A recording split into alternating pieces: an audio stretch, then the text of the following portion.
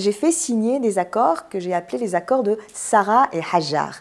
En fait, tout le monde connaît les accords d'Abraham, qui se sont signés il n'y a pas très longtemps, mais qui se sont signés avec des hommes à la table de négociation d'un point de vue commercial.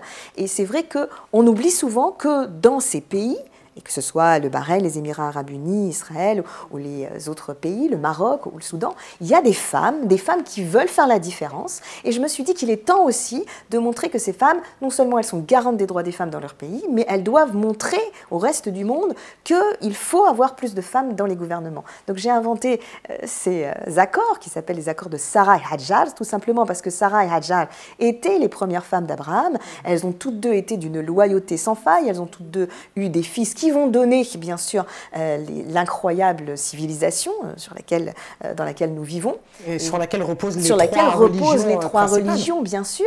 Et elles vont aussi faire preuve d'une résilience incroyable. Sarah, la prophétesse, Hajar, c'est la résiliente. Donc elles ont, pour moi, les qualités de cette femme qui est attendue aujourd'hui au gouvernement et qui est attendue aussi comme devant absolument prendre sur elle de devenir garante des droits des femmes.